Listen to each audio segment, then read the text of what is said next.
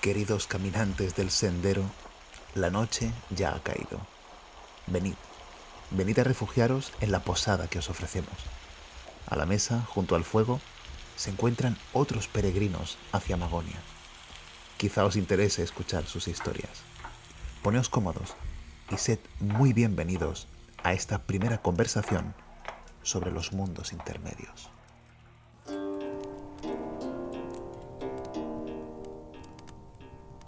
Senderos a Magonia.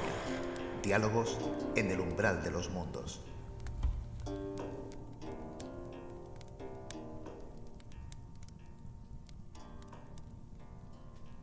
Queridos caminantes del sendero, hola de nuevo. Nos hemos encontrado en la puerta y ahora ya cómodamente instalados en esta mesa, junto al fuego, vamos a asistir a una conversación que seguro os va a parecer muy interesante, puesto quien nos acompaña en esta mesa es un buen amigo y tiene ciertas experiencias con esas regiones intermedias, con esos mundos que están al otro lado, pero no tan al otro lado como a veces parece. Y para tener una pequeña guía, para tener una pequeña aproximación, a veces los libros son la mejor puerta para entrar. De modo que os presento a Óscar Escudero, quien tiene un periplo tras de sí que tiene que ver con la biología, que tiene que ver con estudios muy sesudos y muy científicos, pero que sin embargo apenas aparecerán, creo, esas cuestiones en nuestro diálogo, puesto que lo que me interesa de Óscar es su búsqueda apasionada y sincera de esos otros mundos para dotar de sentido a este también. A veces hay una especie de deseo de escapismo, ¿no?, cuando nos metemos en según qué caminos, y no, la gracia es establecer ese puente. Por lo tanto, un escritor, un articulista, un viajero, que no turista, como Óscar nos puede abordar estos temas desde la experiencia y desde la honestidad. Él es de Sant Boi, nació en 1974. Yo no sabía hasta que leí algunas cosas tuyas que habías explorado los mundos del deporte a este nivel, o sea, que habías incluso sido entrenador del club de béisbol de allí, del municipio de Sant Boi. Por lo tanto, ya veis que cuerpo, mente, espíritu, todo integrado, todo funcionando. Así que para quien quiera conocer algo más de él, podéis, incluso recientemente ha sacado un libro, El Joker de Ultramar, Memorias de Francis Cabezas, y como este, otros tantos, de géneros distintos. Incluso has escrito artículos que tienen que ver con el sufismo. O sea, tenemos ante nosotros un perfil muy poliédrico y eso creo que puede hacer muy rica esta conversación. De modo que, sin más dilación, querido amigo, bienvenido al umbral con Magonia. Muchas gracias, Jorge. Encantado de estar aquí junto al fuego para compartir esta conversación. Una conversación que va sobre libros fundamentalmente.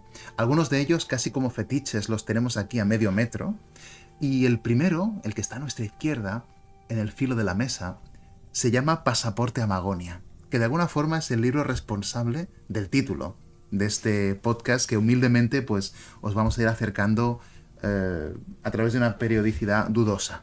Porque el mundo daimónico, ese otro mundo, es así de ambiguo. Pero, ¿por qué Senderos a Magonia? ¿Por qué hemos llamado a este podcast Senderos a Magonia? Porque, como decíamos, hay muchos caminos para acercarse a esa otra realidad, pero esa otra realidad, si hay que ponerle un nombre, Magonia es bastante adecuado. Sabemos que en la Edad Media algunas gentes creían que existían en lo alto unos mundos, unas regiones, donde los magonios, una especie de entes que no son de aquí ni de allá, provocaban truenos, tormentas, lluvias y que se movían en enormes barcos, enormes naves, por encima de nuestras cabezas, entre las nubes. Entonces sabemos que esto existía, esta noción, porque un obispo se reía de ellos, ¿no? Bueno, veremos quién se ríe al final, pero creo que Magonia, bromas aparte o risas aparte, es una buena forma para empezar a intuir esos otros mundos y ponerle un nombre. Así que creo que ambos conocemos ese libro Pasaporte a Magonia. No sé si nos quieres contar cómo lo descubriste. Pues lo recuerdo perfectamente. Estaba buscando por aquel entonces, había hecho ya una incursión en el mundo de los daimones y me preguntaba qué personas, qué autores, qué pensadores habían entendido toda esa familia de seres intermedios y los habían unificado bajo un concepto. Entonces ya partía de un autor del que luego hablaremos, pero rápido toda la búsqueda me llevó a Jacques Vallée. ¿Y cuál fue mi sorpresa cuando supe que era un ufólogo? Un ufólogo en una primera capa. Luego sabes que Jacques Vallée, antes de ser un ufólogo, era informático, estaba licenciado en la Sorbona en matemáticas. Estamos hablando de un personaje también con una visión muy renacentista en cuanto a conocimientos, pero esencialmente de pensamiento cartesiano. Y esta es un poco la gran paradoja de su trayectoria y el gran atractivo. Jacques Vallée empieza en teoría, según tengo entendido, tras un primer avistamiento, una experiencia personal con ovnis. Cuando él, hablamos de los años 50, en ese momento hay una auténtica explosión de avistamientos en Occidente, y él empieza a hacer una recopilación de casuística de una manera empírica, científica, seria, y en ese momento es escéptico, pero le está dando sombra de veracidad. Lo pone está entrecomillado, pero está estudiando el fenómeno un poco con el supuesto de que los ovnis son esos barcos de los que hablabas ahora, esas naves, como que podrían ser fenómenos reales, ¿no? Y publica varios libros hasta que va profundizando en la investigación y empieza a recoger patrones en los testimonios. Este es un concepto muy interesante porque significa que es sacar conclusiones a través de los patrones que se encuentran en los relatos de los testimonios, que es una práctica que luego por ejemplo, pondrá también en acción Raymond Moody con las experiencias cercanas a la muerte. O sea, llegará a conclusiones a través de los relatos, algo que es maravilloso, a través de los testimonios. ¿Y qué sucede con Jacques Vallée? Sucede que poco a poco empieza a ver que los patrones que detecta en estos avistamientos, en estas experiencias con los alienígenas, son muy parecidos, por no decir idénticos, a los patrones que se encuentran en el folclore.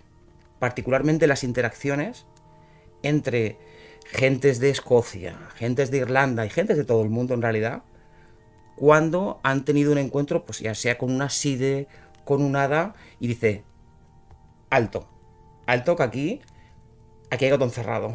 Claro, esta es la gran clave, ¿no? Ver que hay una similitud estructural entre un avistamiento de un ovni y sus tripulantes con una hada, con una aparición de la Virgen, con cualquier cosa, ¿no? Es como si hubiera un fenómeno que se nos escurre entre los dedos y que tiene máscaras distintas, pero que siempre es el mismo.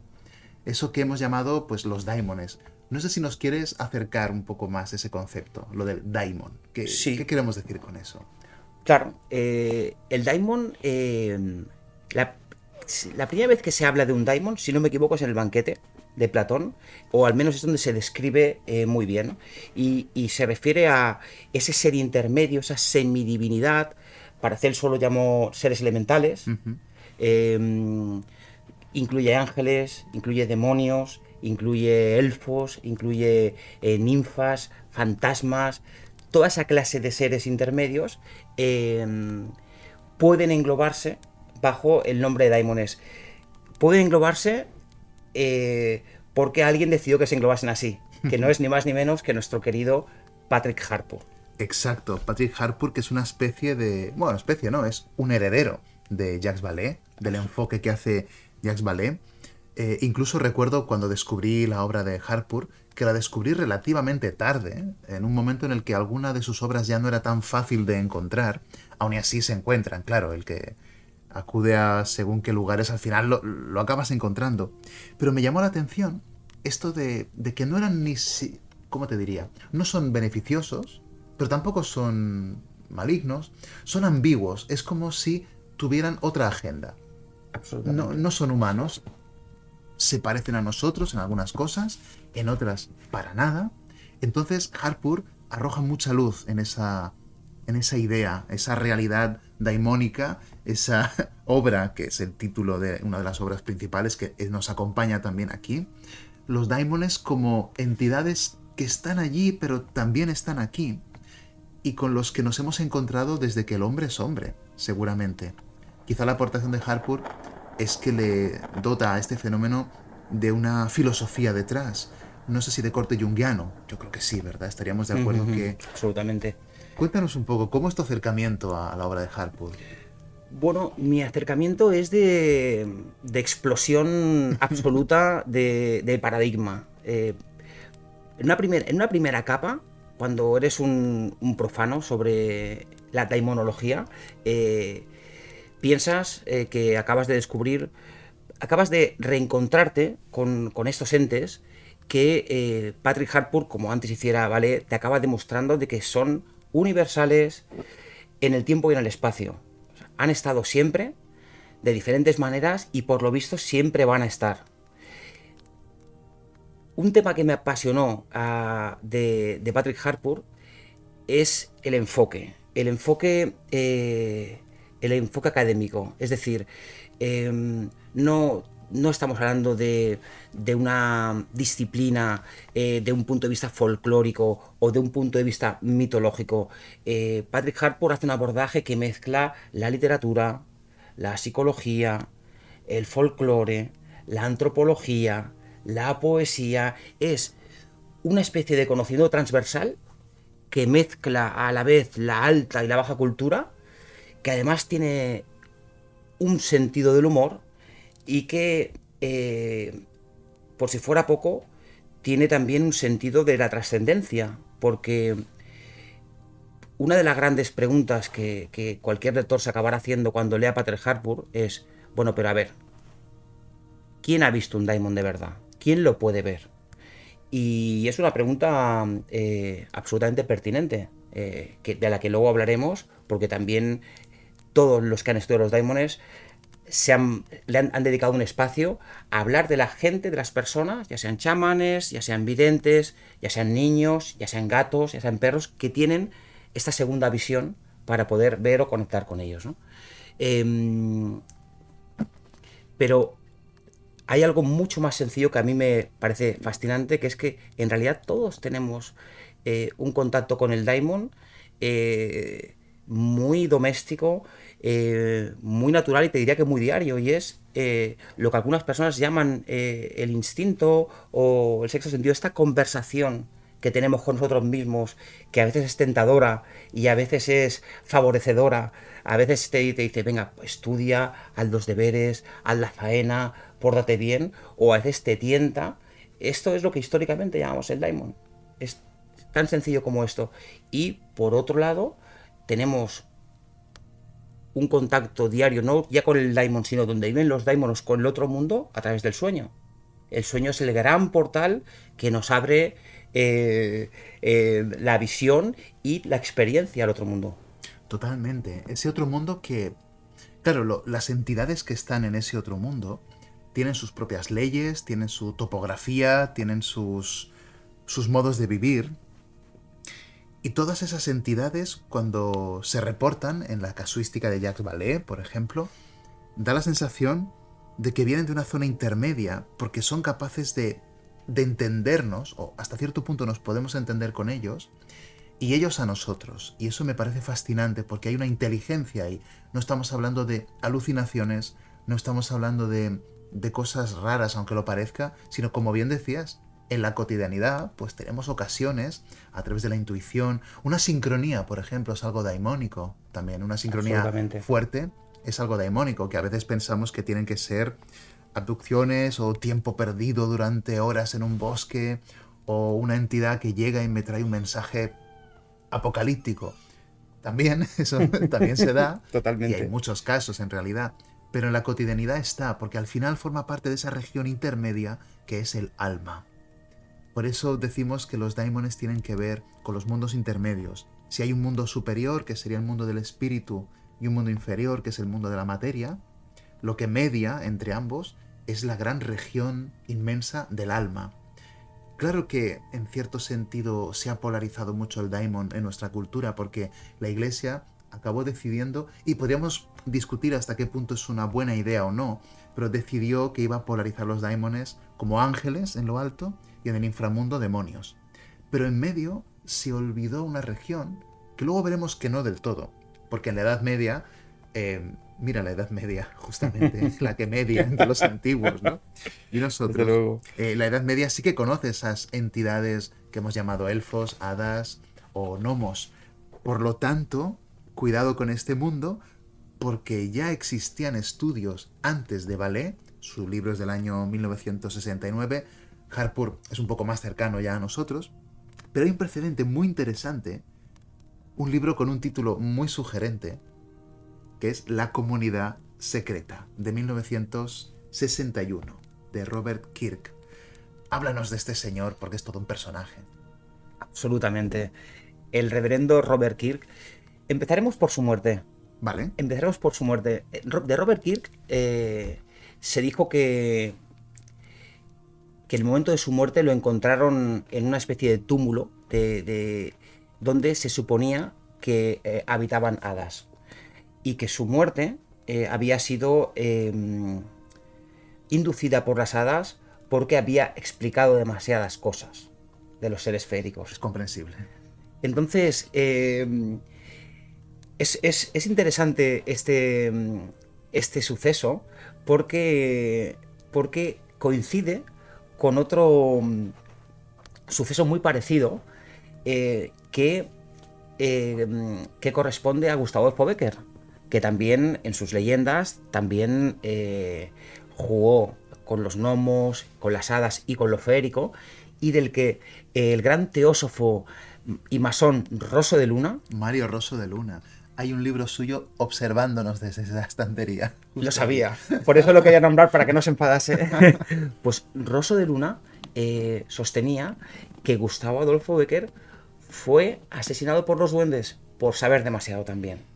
Entonces, el reverendo Robert Kirk hizo este librito que se llama La Comunidad Secreta, que realmente es el primer tratado o tratadito donde se les da una visión casi, te diría, zoológica a los seres féricos, donde se habla de su mundo y donde, una vez más, dedica un espacio muy importante a la segunda visión. ¿Quién puede ver a los daimones? ¿Quién no puede verlos? Y es muy curiosa la historia de su libro porque, en teoría, fue un libro que no acabó de estar compilado como tal y se medio extravió, y quien lo recuperó fue un escritor muy conocido llamado Walter Scott, que también, a su vez, hizo un tratado de demonología, solo que Patrick Harpur no lo menciona porque Walter Scott, pese a haber editado al reverendo Kirk, era escéptico con el mundo de las hadas. Era escéptico, no se acabó de creer nunca. Es algo que también, bueno, pues ha sucedido, ¿no? Porque en uno de los puntos más importantes que ponen los daimones en acción es que abren el debate entre la naturaleza de la realidad. Si la realidad solo vale aquella que es material o aquella que es etérea. Y este es el trasfondo que de alguna manera transmite Robert Kirk y que después, más tarde, recupera Patrick Harpur. Acaba apoyándose en el daimon para hacer realmente un cuestionamiento sobre la realidad. O sea, ¿la realidad es solo aquello que podemos tocar? ¿O la realidad también es aquello que podemos percibir, que podemos intuir? Es que esto abre una pregunta, ahora que lo planteas, muy interesante, y es ¿con qué órganos percibimos esa realidad liminal? Esa creo que es una pregunta muy importante, incluso diría que urgente, para cualquiera que se adentre incluso en los estudios de simbología. Porque el símbolo es precisamente esto, la reunión de dos realidades en el medio. Lo más alto y lo más bajo se reencuentran en lo más medio. Y en esa cosa media está el daimon también. Total. Y aquí es otro de los ejes en lo que es toda la cosmovisión de Patrick Harpur, no solo de él, sino de muchos otros estudiosos que me consta que tú amas, que es el concepto de imaginación. Es central. Entonces, ¿la imaginación qué es? Por supuesto, no tiene nada que ver con la fantasía. Y para Harpur, la imaginación es varias cosas a la vez. Es por un lado una facultad, es la facultad a través de la cual accedes ya no al daimon, sino al alma del mundo, que tú mencionabas antes. Se entra a través de la imaginación. La imaginación es una facultad que está más bien denostada en estos tiempos. Una persona imaginativa tiene poca credibilidad si lo sueltas ahí en Wall Street. Te dirán, este es imaginativo, vaya payaso. Yo quiero una persona racional, una persona calculadora, pero imaginativo, fantasioso, no me interesa. Entonces, sin embargo, como demuestra Harpur, la imaginación es la facultad clave para penetrar en este mundo, pero también es la facultad clave para equilibrar las potencias del ser humano. Razón, imaginación.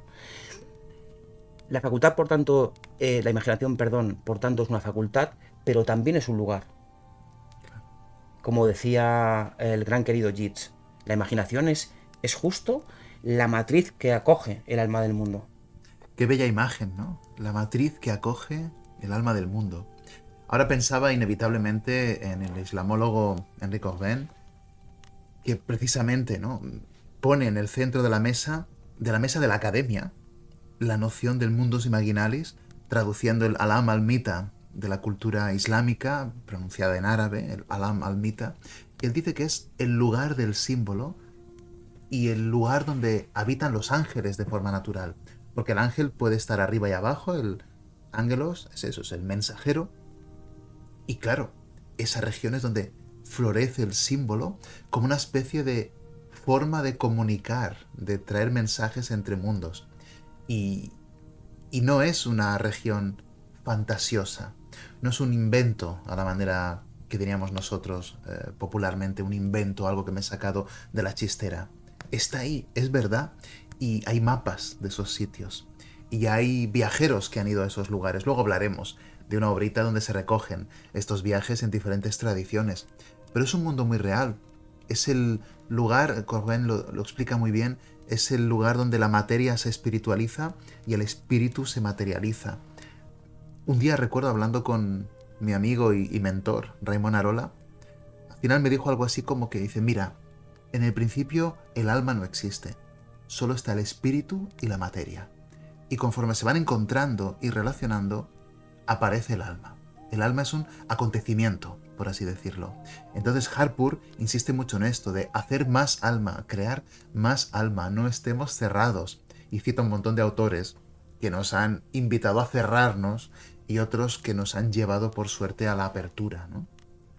Siguiendo en esta línea de Corbin que comentabas, cuando también nos planteamos inevitablemente, sí, vale, pero quiero ver un daimon. Todo el mundo quiere ver un daimon porque si no, no acabas de creértelo, ¿no? Te quiero hacer dos comentarios sobre este deseo. El primero, uno de los caracteres de los daimones es que son escurridizos.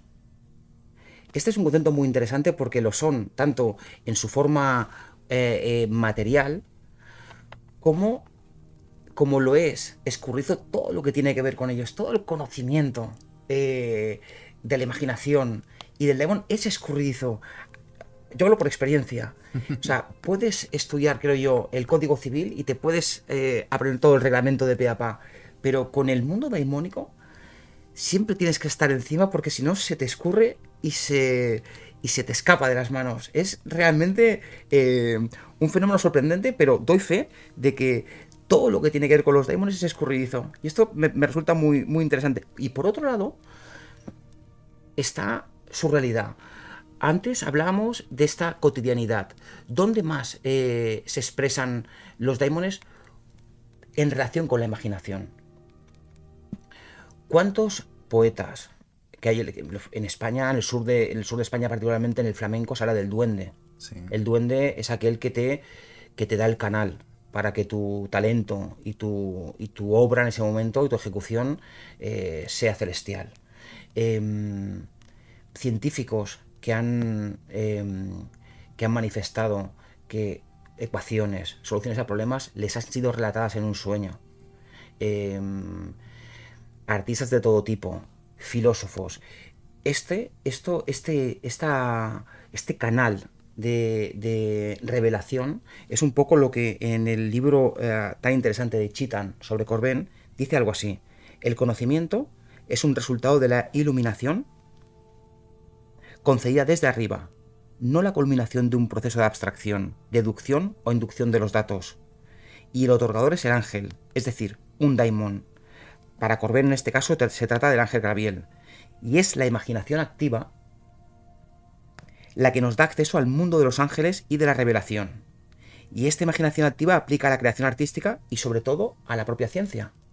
Claro, es que a veces pensamos que los científicos son personas totalmente áridas y racionalistas. No, son racionales porque claro que son personas racionales como más o menos lo somos todos. Pero ese componente del duende que puede iluminar, dar un fogonazo por lo menos para acabar encontrando un teorema, para encontrar algo que lo asociamos siempre a lo árido, a lo aburrido, no es cierto. Hay que tener una gran imaginación para explorar las matemáticas, por ejemplo, que también son escurridizas. Yo creo que hasta los números son daimónicos.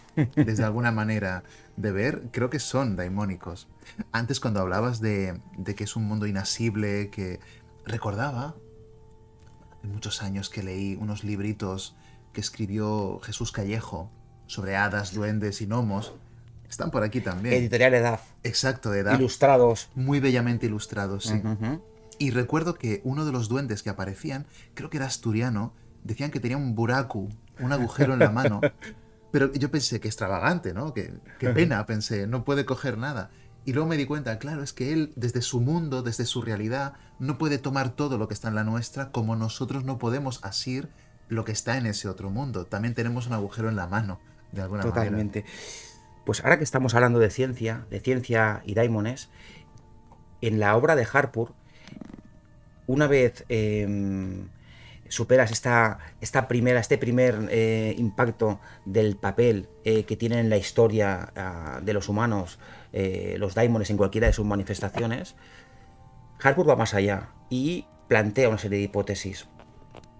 Una de ellas es que los daimones, ya sean por el cristianismo o ahora, mucho más tarde, por el cientificismo, es decir, por la ideología científica, han sido objeto de aniquilación o de transformación. Y Harpur sostiene que no solo eso no ha sido posible, sino que cada vez que los daimones en su conjunto se ven amenazados, se manifiestan y se vengan utilizando el material o las formas de aquel que lo ha oprimido. Entonces, esto Harpur lo demuestra, y lo demuestra, por ejemplo, en dos ámbitos que son la teoría de la evolución de Darwin y luego nada más y nada menos que la física cuántica.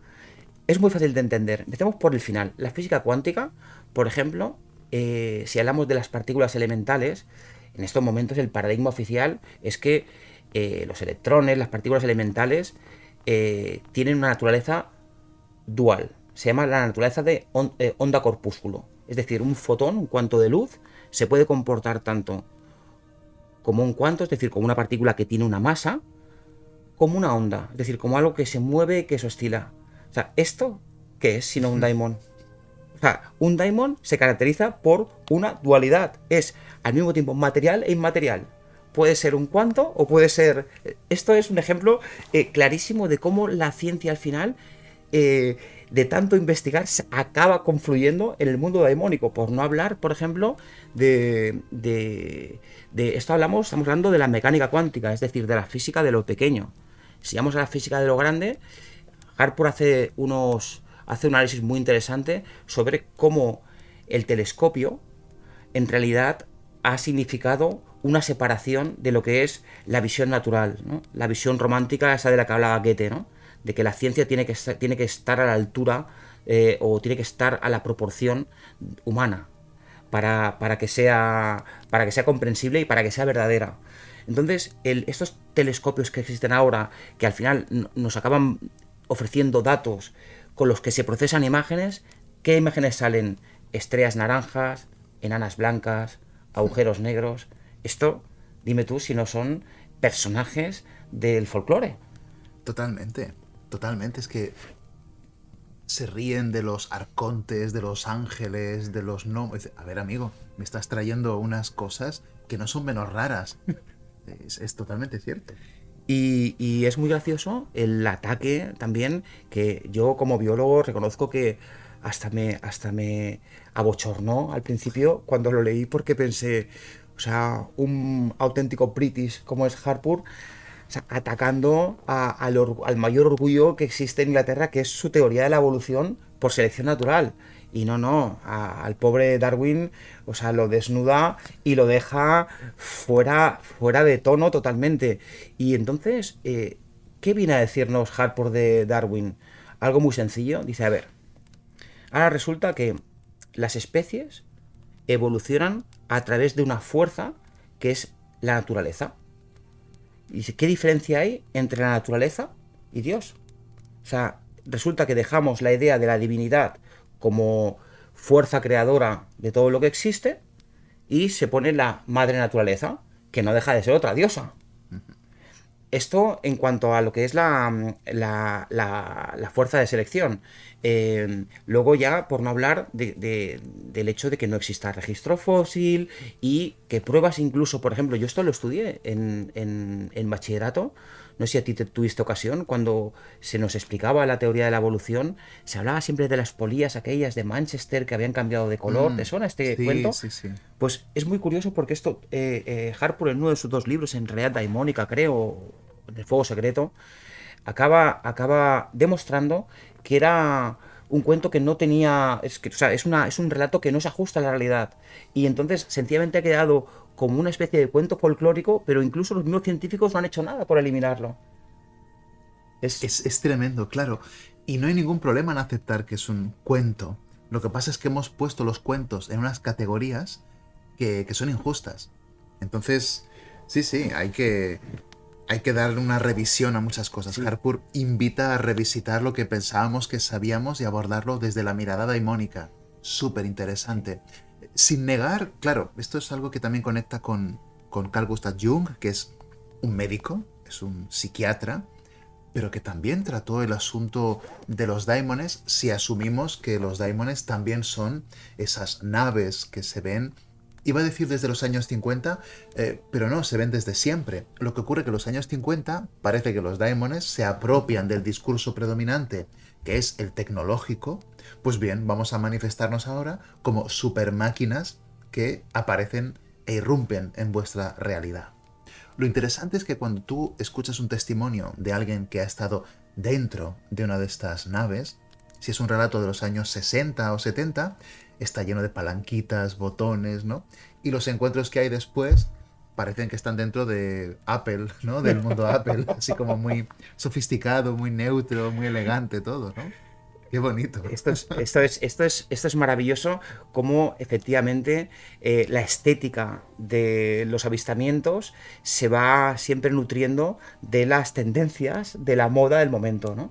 Efectivamente, en lo que comentabas de Jung ahora, eso lo recoge en un libro que lo has reeditado hace no mucho, Reediciones Anómalas, que es un mito moderno.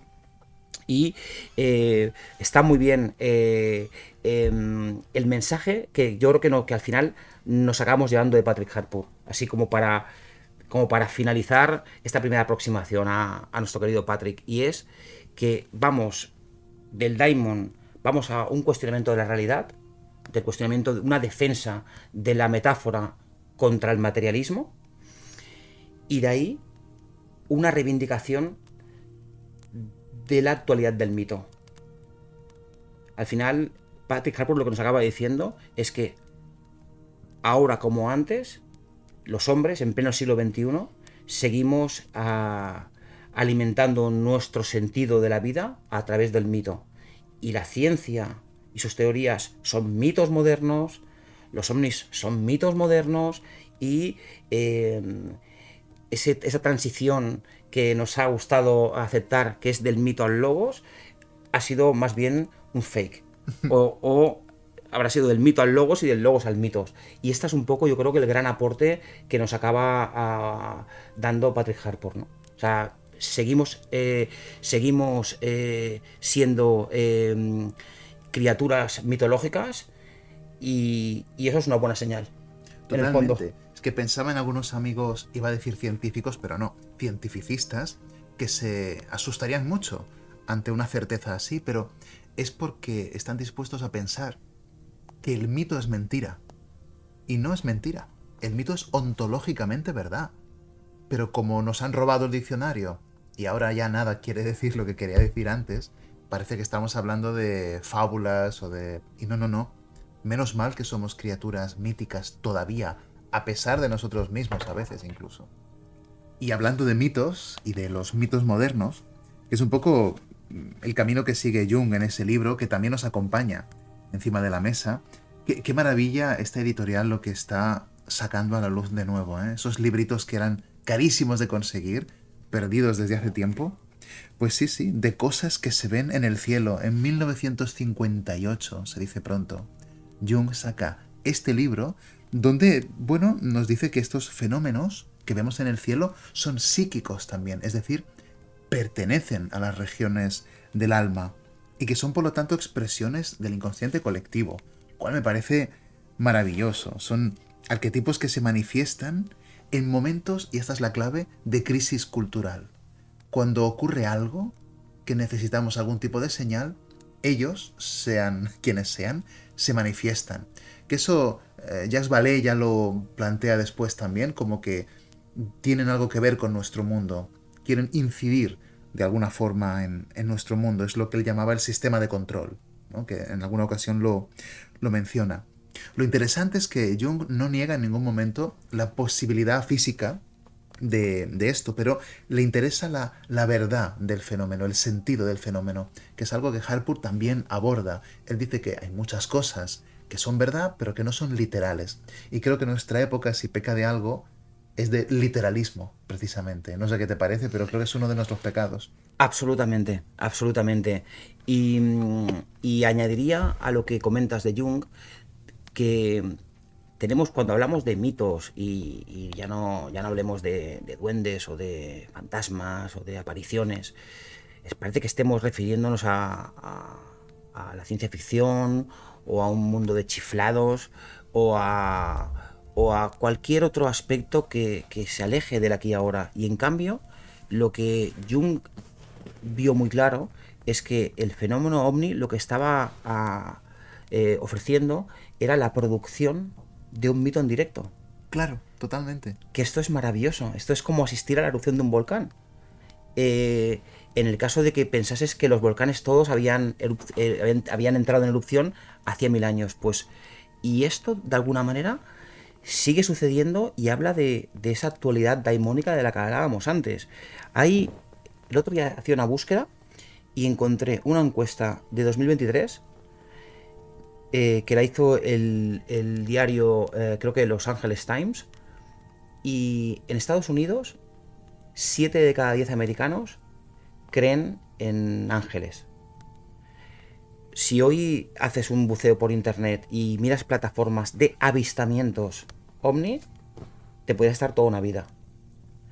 Si miras una página web de crop circles, de círculos de las cosechas, no te lo acabas, uno cada 2 días. Gente, entonces, en estos momentos tenemos ovnis, pero también hay gente que está viendo yetis. Y gente, y un poco lo que hablamos antes, en los mismos lugares, digamos, de producción feérica, hay personas que ven un alienígena y a las 2 horas otro ve un elfo. Claro, es que esto es maravilloso porque, fíjate, es triste ver cómo tenemos un enfoque a veces paternalista ante sujetos que han visto algo, que sabemos que lo han visto. O sea, el que han visto exactamente y de qué naturaleza es, no lo sabemos, pero cuando alguien cuenta que ha visto un elfo o el yeti, tiene mucho más que perder que ganar. Entonces no podemos ser tan ingenuos y pensar que son locos. No hay tantos millones de locos por metro cuadrado a lo largo de la historia. tenemos que ser humildes y reconocer que se nos escapa y que las formas de eso que se nos escapa son muy variables y que han estado siempre. Y el folclore es uno de los ámbitos más interesantes. Creo que tenías un as en la manga en este sentido, porque hay un gran folclorista medievalista que nos encanta. Nos encanta, se llama Claude Lecoteau, y tenemos que lamentar que ha fallecido hace muy poquito. Creo que está en el mismo trono donde se puedan encontrar Vallée y Patrick Harpur. Claude Lecoteau, hay creo que 4 o 5 libros traducidos al español y editados por Orañeta, ediciones preciosas. Demonios y genios comarcales en la Edad Media, hadas, brujas y hombres lobo en la Edad Media, enanos y elfos en la Edad Media, fantasmas y aparecidos. Libros maravillosos donde Claude Lecoteau, medievalista experto sobre todo en mitología nórdica, germánica y nórdica, hizo un ejercicio de exploración y de búsqueda de los daimones y llegó a descubrimientos y a conclusiones espectaculares. La primera, y muy interesante, una que tiene que ver con la resistencia al cristianismo. Por ejemplo, aquí Lecoteau difiere con la tesis de Harpur. Harpur hablaba de un concilio que tú seguro que me dirás cuál es, que fue el concilio que demonizó a los daimones para convertirlos en ángeles y demonios. Uh-huh. Sin embargo, la conclusión de Claude Lecoteau era que para nada, que los daimones han conseguido resistir el ataque del cristianismo. Y esto es muy interesante verlo porque abre otro debate, que es el de religión instituida y religiosidad, que es un poco dura hasta ahora.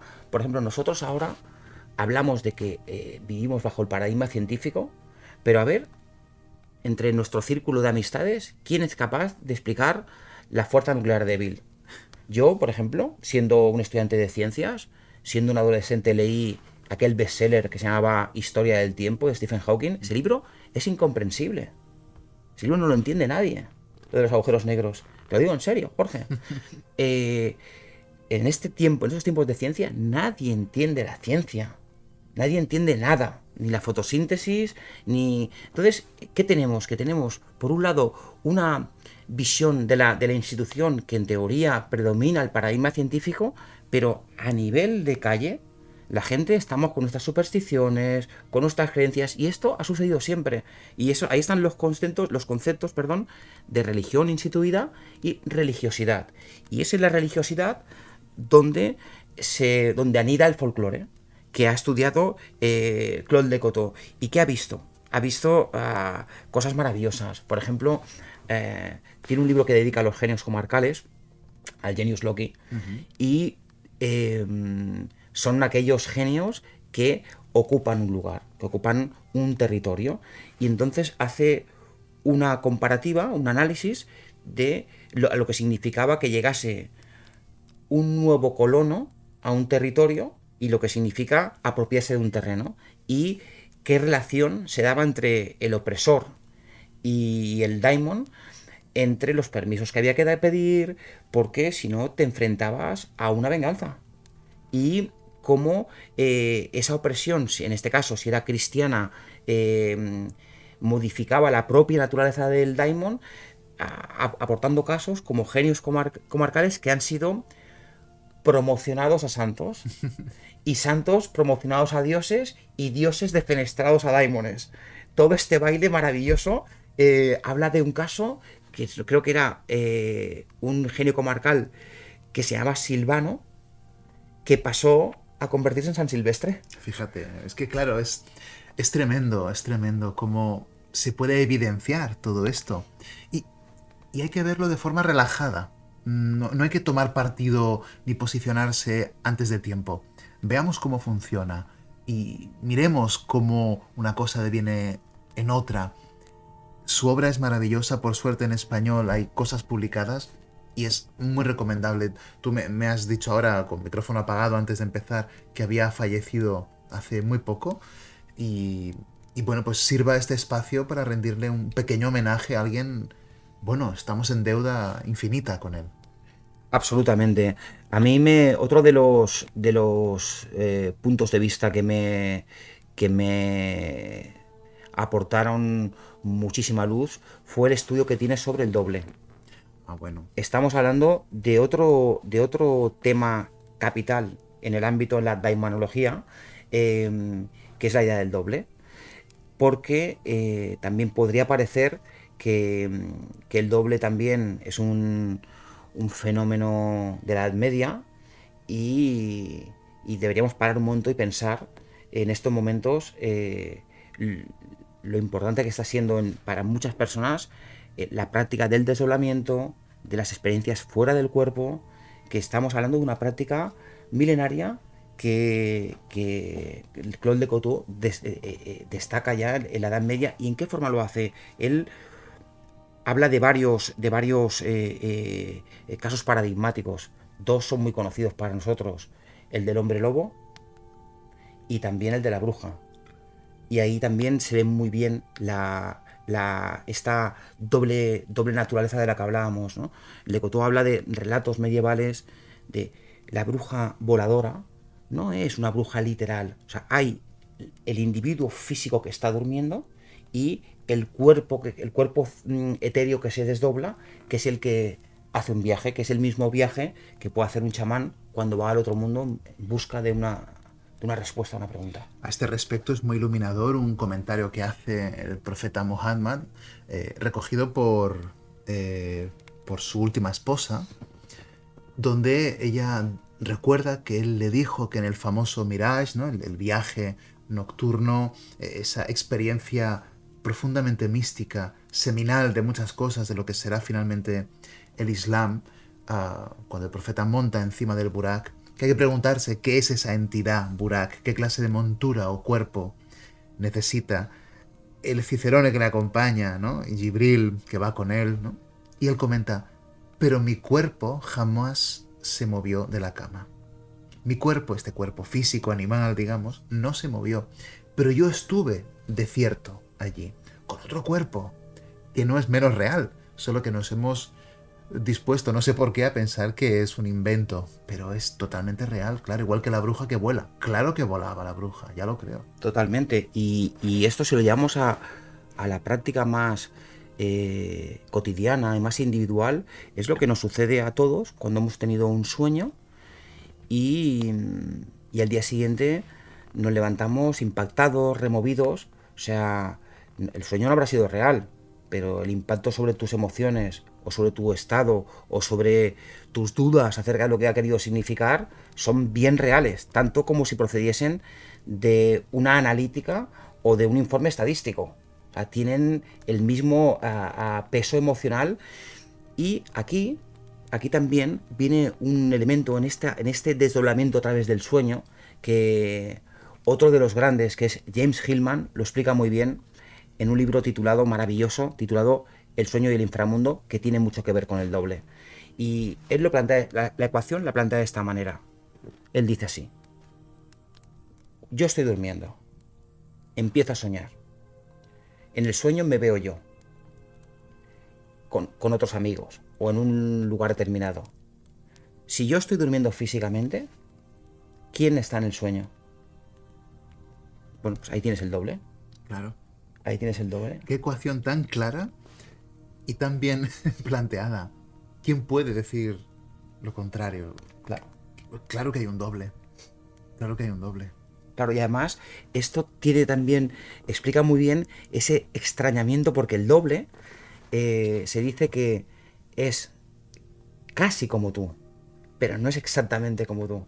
Y ahí ya podríamos entrar en lo que significa el alma, en lo que significa en lo que tienes de registros anteriores, porque es como tú, se comporta como tú, pero no es exactamente igual. Y esto para mí es muy determinante.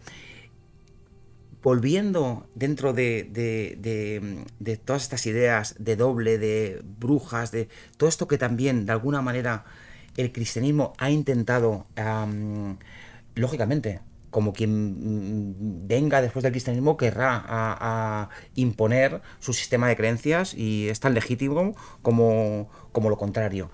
Entonces, de la misma manera que le ha sido muy difícil acabar de eliminar estos seres intermedios, Claude de Cotton en algún momento hace una comparativa muy interesante en cómo ha intentado reconducir estos conceptos. Y te los cuento de esta manera. Por ejemplo, con la creencia de un hombre tiene la facultad de desdoblarse, como sostiene la daimonología, la interpretación cristiana dice así: se apodera de él un espíritu maligno. La creencia también puede decir: se aísla de la comunidad para evitar que se toque su cuerpo en letargia. Dice la interpretación cristiana: el demonio lo arroja a un lugar apartado y lo abandona allí como muerto. La creencia también dice: su doble adopta la forma de lobo. Y el cristianismo dice: el demonio se introduce en un lobo o adopta la forma de este animal. El hombre sabe que se dispone de un doble lupiforme. Y el cristianismo dice: el hombre se cree que es un lobo. Y para acabar, dice: el doble regresa al cuerpo. Dice el cristianismo: el santo varón despierta al hombre y lo libra de su posesión. Qué interesante esta comparativa, qué interesante, qué iluminadora. Y decías lo del lobo. Es cierto, y esto nos lo contará un amigo en común, porque pronto se sentará también en esta mesa. Nos lo explicará muy bien, pero parece ser que cuando nos desdoblamos, el cuerpo energético, el cuerpo astral, en fin, se le puede llamar de varias formas, si nos miramos en ese estado ante un espejo, guapos parece que no somos. Y parece que tenemos un aspecto un poco lobezno, un poco de lobo. Claro, eso explicaría muchas cosas, muchas mitologías, muchas leyendas, y hay que estar atentos. También diría que hay que estar atentos a según qué cristianismo, porque es cierto que en el mundo medieval, por ejemplo, ahora pensaba en la Leyenda Dorada, esa compilación de hagiografías que compone Jacobo de la Vorágine, que es una absoluta locura de bonita, de interesante, y hay muchos relatos que hay aparecidos, posesiones, dragones, desdoblamientos, viajes al otro mundo, descensos al infierno, y eso en el siglo XII, XIII, pues estaba bien, se asumía que eso era así. Pero es cierto que poco a poco la Iglesia se va poniendo incómoda con estos temas, aun asumiéndolos, sabiendo que son reales, asumiendo que hay santos que han ido a predicar estando en su convento y se han desdoblado, por decirlo de alguna forma, y han ido a predicar a las antiguas provincias de ultramar para llevar el cristianismo a esas gentes, ¿no? Esos discursos se han hecho y se han tomado como algo muy normal y muy loable de, fíjate, ¿no? No se movió del convento y llegó a las Américas para predicar la palabra de nuestro Señor. Pues ole, qué bien. Pero si no eres un santo, entonces ¿qué pasa? ¿Es demoníaco necesariamente? Quizá no. Aunque entiendo la precaución que quieran poner ahí, claro. Pero no hay que ser tan estrictos, creo. Absolutamente de acuerdo, absolutamente. Yo de hecho he llegado a pensar que esta convivencia de creencias ha sido beneficiosa y cómoda para los dos, y al final, más que el deseo, yo creo que lo importante, el deseo de una institución, lo que acaba siendo interesante es tratar de percibir la realidad. ¿Y cuál creo yo que es la realidad? Es que las personas viven con una compatibilidad perfecta. Puedes ser científico, católico y creyente en daimones. Y no pasa nada. Claro que no, es que nos hemos empeñado en que sí, que si eres esto no puedes ser lo otro. Y lo que nos enseña esta mirada daimónica es que puede ser una cosa y la otra. Y es natural, y está bien. Absolutamente, absolutamente. Si te parece, querido Óscar, vamos a continuar este viaje y te propongo que nos acerquemos un poco más a los tiempos no contemporáneos totalmente, pero sí a ese lugar daimónico también, liminal, que es la frontera entre el siglo XIX, el siglo XX, porque ahí se están cociendo muchas cosas. Quiero decir, la Iglesia ha perdido parte de su autoridad. La Iglesia es cierto que puede salvar el alma, pero quizá ya no dotar completamente de sentido a todo lo que la realidad implica. Es cierto que la Iglesia tiene doctores y gente muy lista y muy sabia, pero en cuanto a la gnosis, el conocimiento profundo de según qué regiones, pues decidió ya no meterse ahí. Por lo tanto, aparecen nuevas espiritualidades, emergen nuevos caminos, con los que podemos empatizar o no, pero es evidente que estuvieron allí con fuerza en esa Europa cambiante, y allí el daimon irrumpe de nuevo y de una forma insospechada. Sí, sí. Igual que el ovni irrumpe a mediados del siglo XX, cuando ya se han consolidado ciertas teorías y viene a cuestionar una vez más todo el conocimiento oficial, 50 años antes sucede a través de de lo que se llamó el caso de, me parece que eran las hermanas Fox, se da el pistoletazo de salida a lo que vino a llamarse más tarde el fenómeno espírita o espiritista.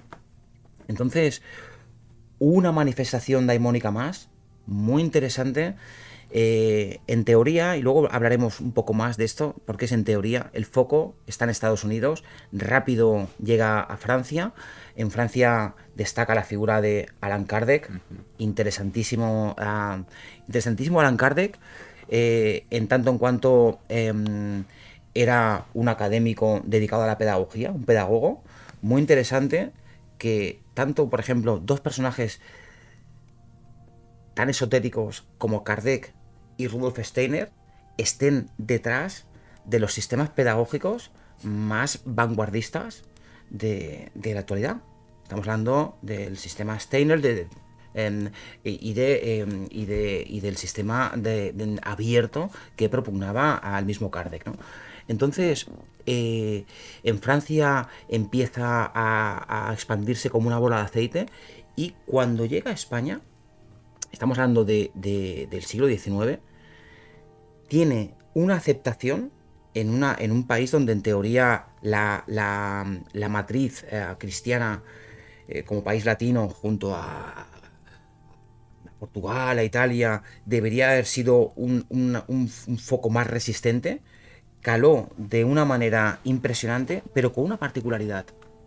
A finales del siglo XIX, el espiritismo entra de lleno en las clases sociales más humildes, también en los menestrales, en las clases trabajadoras, que en ese momento están respirando un aire de absoluta revolución. Estamos hablando de un espíritu anticlerical, feminista, masónico, revolucionario, y se produce una conjunción espectacular entre este espíritu anarquista y el espiritismo. Lo cual a cualquiera que no esté muy cerca de estos temas le puede estallar la cabeza. Es decir, poner cosas anarquistas, de izquierda o extrema izquierda, incluso socialistas, al lado del espiritismo, puede parecer contradictorio, pero no, culturalmente se puede entender si nos acercamos a la época. Absolutamente. Y sobre esta materia disponemos de dos libros maravillosos que los escribió un antropólogo catalán llamado Gerard Horta. Un libro se titula de la mística a las barricadas, y el otro Cos y Revolució. Creo que los dos están escritos en catalán, pero Gerard Horta también publicó varios artículos en castellano donde resume su tesis sobre este movimiento y las clases sociales donde tuvo mayor impacto: anarquismo, libre pensamiento, higienismo, inmanentismo, masonería, como hemos dicho antes, feminismo, antimilitarismo, teosofía. Entonces, una serie de corrientes de pensamiento que en teoría están muy lejos de esta fe, de esta creencia. Y la gracia para mí está en este factor que comentaba antes que comentábamos antes a propósito de Harpur, cuando él decía que el daimon tiene siempre una vocación vengativa. Allá donde haya posibilidad de revolución, allá está el daimon. Y esto se ve con mucha particularidad en algunos casos de posesión. Por ejemplo, el daimon en la tradición hebrea se llama Dibuk. Entonces hay recogidos hay toda una casuística de casos de posesión por Dybbuk, donde el poseído o la poseída era aquel que se rebelaba contra, por ejemplo, el amaño de matrimonios. Todo lo que significaba tradición, y había un individuo, un hombre, una mujer, que se negaban a esa imposición de ser hijos víctimas de la tradición, se les consideraba que estaban poseídos por un Dybbuk y se les trataba como tal. Se les practicaba un exorcismo y porque entendían que el Dybbuk estaba detrás, el daimon estaba detrás de esa rebeldía. Claro, no podía ser. De forma natural es inexplicable que alguien esté en contra de algo tan bien establecido, ¿no? Absolutamente. Y en este tiempo tenemos un caso interesantísimo, que es el caso de Mohsen Yassin Verdaguer. Sí. A mí me parece, aparte de un poeta maravilloso y una figura ya incluso como Mohsen súper interesante, es admirable la valentía que tuvo en considerar como serio el caso de las posesiones y practicar exorcismos para ayudar a las personas.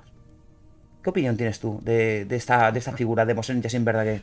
Bueno, es una figura muy admirable, que por cierto ahora en las calles en Barcelona ya no se llaman Mohsen Cinto Verdaguer, es Yassin Verdaguer, pero no es Mohsen ya. Le quieren quitar el aspecto sacerdotal, no sé si para acercarlo a otras regiones, pero Yassin Verdaguer para mí es una imagen del equilibrio entre la tradición católica, el mejor catolicismo, que es el tradicional, y la apertura a esas otras cosas inexplicables, pero que son verdad y que no tenemos más que asumir como totalmente reales y que irrumpen en nuestra realidad.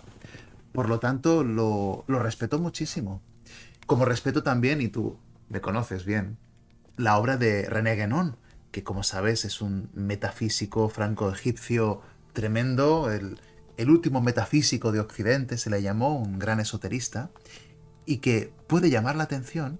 Sus primeros trabajos, sus 2 primeros libros, son ensayos en contra del teosofismo de Madame Blavatsky y en contra del espiritismo de Allan Kardec y de otros, ¿no? Lo cual es interesante porque está en un caldo parecido, pero que no ve que hay algo raro y dice esto es materialismo disfrazado de espiritualidad. Yo no soy tan categórico como Guénon, pero sí que veo algo extraño en el fenómeno espírita. Veo algo daimónico. No lo considero espiritual, sino que lo considero daimónico. Y tiene, por lo tanto, su región propia para ser abordado. Absolutamente, absolutamente. De hecho, en la definición que nos da Platón en el banquete de Daimon, es que tiene la virtud, el daimon tiene la virtud de ofrecerte información valiosa. Y esta es una característica propia del daimon que estaría cerca de la idea que tú estás arrojando en este momento. A mí, dentro de todo este movimiento espírita, también me hace mucha gracia pensar en la figura de Arthur Conan Doyle, el Bueno. gran Sí. defensor de las hadas y del movimiento espírita. Entonces, y en cambio se dice que creó la figura más cartesiana, deductiva, que era Sherlock Holmes. Totalmente, es paradójico. Es paradójico, pero hay otra lectura, que a mí es la que más me convence, que es que Sherlock Holmes, cuando entraba a la escena del crimen y de un solo vistazo empezaba a sacar conclusiones, no estaba haciendo una deducción cartesiana ni científica basada en pruebas. Estaba recibiendo la dosis justa de información del daimon del lugar que le estaba chivando qué había sucedido allí. Claro, es que es muy divertido pensarlo así porque en el fondo tienes que imaginar cómo el gran detective, una vez que ha visto todo eso, tiene que justificarlo a los otros de forma racional. Pero él ya lo ha tenido como una visión, como un fogonazo de inspiración del daimon. Claro que sí. Claro que sí. Absolutamente, absolutamente. Pues sí, muy interesante este fenómeno. En Barcelona también sucedió lo uno y lo otro. Por un lado hubo una auténtica devoción por el movimiento espiritista y al mismo tiempo si no me equivoco, hacia 1861, creo que fue, eh, hubo una quema de libros en el Parque de la Ciutadella, donde hubo una bula donde se quemaron todos los libros que había en ese momento porque operaban más de 120 asociaciones espíritas. Esto no lo conocía. Sí, sí, sí, sí, Wow. sí. Y eso, aún así, eso aún así no impidió que en 1888 o por ahí, más o menos, se celebrase el primer Congreso Mundial de Espiritismo y se volviese a repetir otro hacia 1929-1930. Para ese momento teníamos en Cataluña auténticas estrellas. Amalia Domingo Soler, una gran espírita, una gran medium y autora de libros, era un centro de investigación donde también ya se estaba mezclando ciencia, mitología, y llegó a la guerra civil y se zanjó el movimiento espírita y ahí ponemos fin al movimiento con la llegada, digamos, de Franco. Ahora bien, si retomamos esta idea de que el Daimon siempre vuelve, nunca muere, hoy día, si hacemos una visita rápida por YouTube y ponemos canalizaciones, tenemos un surtido de canalizadores de toda ralea que podemos escuchar. No entro a valorar, porque yo tengo que decir también que simpatizo con las tesis de Guénon, en este caso, pero es cierto que lo que es el fenómeno de la canalización, que no deja de ser una mediumidad moderna, está a la orden del día, tanto como las plataformas y las webs de ovnis que comentábamos antes. Es tal cual. Y a veces hay atmósferas que cambian, pero estamos hablando de lo mismo. Es que estaba pensando en una experiencia personal. Hace algunos años, muchos, porque yo era un niño, fui a una medium. Fui a una medium. Wow. Y recuerdo esa atmósfera de un piso pequeñito, muy cerrado. No sé si en Sant Andreu, en el barrio de Sant Andreu, en el Clot, creo que por ahí. Y vi a una señora que estaba en trance en ese momento. Yo cuando entré, ella estaba como en una circunstancia que a mí me pareció cuanto menos extraña, con los ojos cerrados, la boca así un poquito abierta, tal. Había otras personas a su alrededor. Imagínate un comedor de estos con la mesita redonda, visillo, un montón de cuadros, flores, ¿no? Y yo me acuerdo que me quedé un poco inquieto, un poco preocupado de, ostras, ¿dónde me han traído, no? Y me acuerdo que ella luego abrió los ojos tranquilamente, me miró, sonrió con una dulzura pues muy entrañable, así lo recuerdo, y me dijo, mi niño, tú no te asustes, tú no tengas miedo de esto, ¿eh? Entonces se volvió a concentrar y otra vez tuvo como un algo esto. Y luego nada, estuvimos conversando y tal, y por si alguien tiene algún tipo de preocupación o interés, yo estoy bien. Me dijo que yo no, que lo que yo tenía que no era nada, que me llevaron aquello, ¿no? Que las madres, oye, pues me han dicho que esta señora puede ver, puede intuir, a lo mejor nos puede ayudar. Y ella fue honesta y dijo, yo no es algo que yo pueda hacer.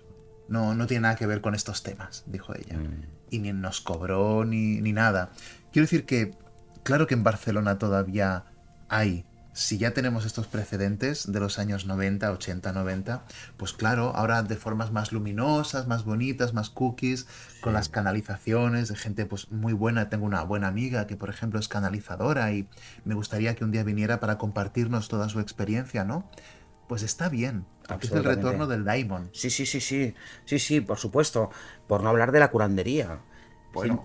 Sin más lejos, mi madre, que es una mujer escéptica, yo diría que anticlerical y anarquista, siempre recuerda la vez que padeció un herpes y tras probar todo tipo de visitas con médicos que no les resolvieron esta afección, asistió a una curandera y siempre recuerdo lo que le dijo la curandera. Le dijo, señora, ¿usted cree? Sí, pues pase. Te puedes imaginar lo que sucedió, ¿no? Claro, claro. Se curó. Esto es muy divertido porque me ha llevado a un personaje que tú y yo conocemos y hemos leído y escuchado conferencias, que es Antonio Piñero. Oh. gran conocedor de los textos griegos originales del Nuevo Testamento, un hombre serio, riguroso. Él se considera agnóstico en todas las cuestiones que tocan con la religión cristiana y demás, pero me acuerdo que una vez un entrevistador le dijo algo así como, bueno, Jesús, el Jesús mítico o el Jesús más celestial, la construcción cultural, etcétera, como sí, efectivamente hay un sustrato histórico, pero lo otro es algo en lo que no podemos meternos como historiadores o como filólogos porque no es nuestro ámbito, no se puede probar, y el entrevistador se viene arriba y dice, bueno, como esto de los milagros, ¿no? Y las curaciones. Y Piñero dice, no, las curaciones sí, Jesús era taumaturgo. Y claro, el otro entonces le preguntó, pero ¿cómo es que usted eso sí que lo acepta? Y dice, vaya, pues porque a mí me han curado. Yo he ido a una persona que solo poniéndome las manos me curó de... no recuerdo el qué exactamente, pero él dijo, y sí, y me curó, por lo tanto me creo que Jesús también pudiera hacer esto, ¿no? Por lo tanto, nadie es tan extremadamente racionalista, y menos si has tenido ciertas experiencias. La pena es que no todo el mundo es tan valiente como don Antonio para abrirse y contarlo y compartirlo. Totalmente. Y hablando de sanación y de curación, viajemos a Marruecos, donde, particularmente al norte, a la zona del Rif, donde otro antropólogo muy interesante, llamado Josep Lluís Mateo Dieste, ha realizado una investigación espectacular que plasmó en un libro que editó Ediciones Bellaterra. Se llama Salud y Ritual en Marruecos, y aborda el daimon de la tradición musulmana, que se llama Jinn. Muy interesante, reúne todas las características que ya hemos comentado de los daimons con alguna particularidad, como por ejemplo que el Corán admite al Jinn y no lo considera un ser folclórico. Es como si, para entendernos, como si la Biblia admitiese al duende o al folleto. Claro, es que es curioso porque la Biblia no lo hace, pero como se necesita para entender, hay tradiciones paralelas, solidarias con las escrituras, por supuesto, concordantes, que sí lo hacen, pero la Biblia como tal y muestra una dificultad, un obstáculo. En cambio, el Corán habla de la humanidad y luego una especie de humanidad en paralelo para entendernos, que son los jinn, nosotros hechos de tierra y de agua, ellos hechos de aire y de fuego. Correcto, de fuego sin humo. Sí, fuego sin humo, exacto. Pues Mateo Dieste plantea en este libro una situación muy interesante, y es que actualmente en Marruecos una persona con un trastorno del humor, con un trastorno mental, tiene la opción de optar por el canal ordinario, que es a un médico de primaria, de atención primaria, a un psiquiatra, puede acudir a una institución psiquiátrica donde hay los protocolos que conocemos aquí en Occidente, o bien puede acudir a las llamadas cofradías, Nagua, etcétera. Hay una serie de cofradías que operan en el norte del Marruecos y que disponen de diferentes estrategias para abordar afecciones como epilepsia, como la que llamamos depresión, como el mal de ojo, y también afecciones no estrictamente mentales, que se tratan de diferentes maneras en función de lo que ellos entienden que es el tipo de posesión o de jinn que te cabalga. Se habla de exorcismo puro y duro, cuando ha habido un jinn que te ha poseído, pero también cuando hay un jinn que lo has invocado. Entonces hablamos de adorcismo, donde ya no hablamos de una práctica que se intenta extraer al jinn, sino que se establece un comercio, una negociación. Y por ejemplo tiene un artículo interesantísimo, también Mateo Dieste, que se llama así: ¿eres musulmán, judío o cristiano? Alteridad y construcción de la diferencia en el exorcismo y el adorcismo marroquíes. Y esta pregunta, ¿eres musulmán, judío o cristiano?, es la pregunta que le hace el exorcista al jinn del poseído. Porque puede haber jinns que son judíos, cristianos o musulmanes. Me encanta. Y ya podrás imaginar que si es judío tienes un problema. Si con el cristiano medio, con el musulmán no hay problema, con el judío hay que pelear. Wow, qué interesante esta cuestión. No conocía este artículo para nada y tengo ganas de leerlo. Por no hablar también de otros artículos que han aparecido del grupo de trabajo de Mateo Dieste, o de investigadores, antropólogos, sociólogos que han seguido su línea de investigación. Por ejemplo, tenemos otro interesantísimo que se titula Usos de la terminología del parentesco en Marruecos, humanos, yin, matrimonio, afinidad y alianza, que habla no de matrimonios del medievo entre un hombre y una hada, no, actualmente matrimonios entre humanos y jins. Madre mía, qué maravilla. Claro, es que esto no es algo del pasado. Cuando decimos que está vivo, es que está vivo en todas sus dimensiones. No son aquí en Cataluña son famosas las donas d'aigua, ¿no? Las mujeres de agua que a veces llegan a casarse con un ser humano. No suele acabar bien la historia. Ella acostumbra a volver a su reino, a su mundo. No sé si sabemos cómo acabaron esos matrimonios más recientes entre djinns y humanos, pero me temo que es muy complicado que salga bien. Es muy complicado, pero para eso también estas cofradías disponen de videntes, de hechiceros y con diferentes estrategias. Hay santuarios donde hay unos gestores que admiten a los enfermos y allí reciben diferentes maneras de abordar, ya sea durante el sueño y la incubación, ya sea mediante las oraciones y recitaciones, o sea, con sesiones cofrádicas extáticas, como practican los nahua con los bailes giróvagos, etcétera, etcétera. Me parece una maravilla todo este camino que hemos hecho, querido Óscar. Creo que no me queda más que agradecerte todo lo que nos has compartido. Ahora nos toca pasar la noche, hay que hacer una parada en el camino hacia Magonia, pero con estos mapas que nos has compartido, creo que nos queda un poco más claro cómo ir y cómo volver. Y hablando de volver, que no sea la última vez que nos encontramos en estos lares y que vuelvas pronto. Que así sea, querido Jorge. Gracias. Muchas gracias. A ti.